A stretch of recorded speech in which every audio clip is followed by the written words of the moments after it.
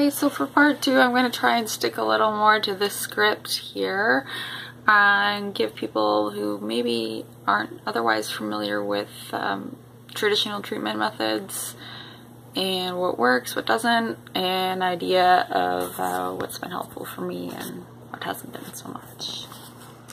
So where I left off, I believe, was kind of where I was ending in adolescent treatment,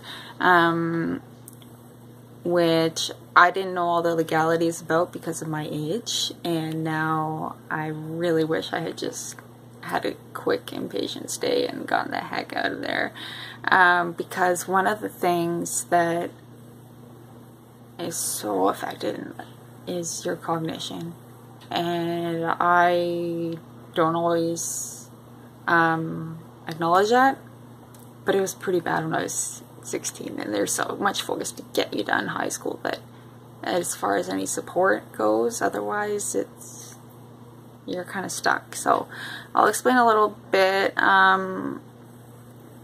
So for that time I was in day program there, I had to get in an extraordinary amount of calories between the hours of 8 and 5 because it was day program, with all my supplements essentially in the morning, and I had to be on a lot of supplements, and going to the bathroom alone was frowned upon for many hours of the day.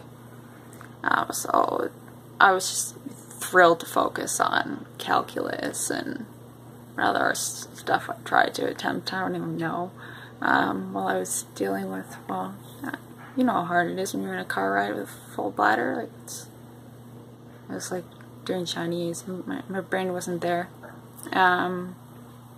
So fast forward a little bit, when I actually did have a brain scan done as part of a study, that was one thing that really, when I look at that and see the comparison between my sibling and I, it's like, okay, there might be something wrong.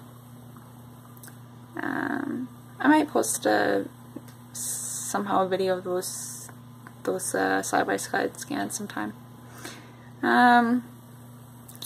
But yeah, when I was in day treatment, much of the time I was suicidal, and the staff decided to give me a chance on the outside world. So, like I said, I tried on my own back at home, finishing school, but living with my youth pastors was positive. And through that was where I met the best friend I've ever had, and someone who didn't have an eating disorder, and yet she understood as well as she possibly could, and she brought out the adventurous, humorous, and fun side in me, and I have a lot of good memories with her. And growing up I was always a loner, and I still am. I like my alone time, and if you don't hear from me, I probably still like you. Chances are, if you do hear from me and I tell you I don't like you, I don't. But that meant a lot, because it was like an actual connection, not just making a friend for the sake of saying that, oh, I have a friend. So if I fast forward a little bit to when I was 21, after multiple short-term hospital admissions from suicidality, I was blessed to be able to have coverage to go to residential treatment at home in Guelph. It finally felt like the containment and independence I needed to try and figure things out. But my symptoms were too unmanageable, and I was kicked out. I began volunteering for CMHA, which was helpful, but I needed more support, and I reapplied and had an incredibly supportive group of co-patients. And I feel like I've spoken about that part of my life in a previous speech that was for a friend Robin's event. And so when I recorded that last 7-minute video, it would have been 2013, and I was still finishing nursing school. I returned to school shortly before my best friend tragically killed herself, but I was motivated to continue, knowing that my friend Ali would have supported me fully, and I kept my symptoms to a minimum, hiding the self-injury as much as I could. After gaining experience in different areas of nursing, I knew as much as I loved the medical aspect, my heart lay in mental health, and to this day I refuse to let my experience go to waste. simply because I want to move on and identify myself as someone is more than an eating disorder, which I do. No one wants that, and like, you really don't, unless you've got something else wrong with you.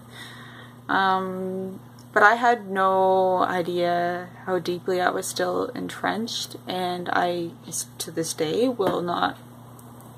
I won't say I'm recovered. I'm in the process of waiting for some more intensive support, to be honest. But I believe that since I did well in nursing and I had great references, received scholarships, that I would land a job. And I still plan on doing that, and I anticipate that I may have some difficulties because I am open about my history and struggles, and I ultimately hope that I'll be able to, if it has to be in maybe a more entrepreneurial aspect. I don't know, we'll figure it out when things come to it. I just hope that people can respect me for me and eventually won't just be doing videos like this. Although it is really important because people don't understand how messed up things in the system are. But yeah, I thought I'd land a job and that would kind of help me coast through. And that wasn't really the case. It's tough as a new grad for anybody. And from an outsider's perspective, I arguably could have had the worst relapse if I was ever deemed in recovery of my life. It's certainly been the most fearful I've been for my physical health. Maybe about a year ago. Many times concerned I would die, and yet as long as I'm still breathing, I refuse to let an eating disorder kill me. The aspect of wanting to be in control seems useful in a sense, sort of. Obviously motivation waxes and wanes. Several times I was deemed not compliant with treatment. Frustration. It truly is remarkable, given the extent of what I was dealing with. In an inpatient setting, I was able to make a lot of progress compared to the level of symptoms that I was having on the outside world.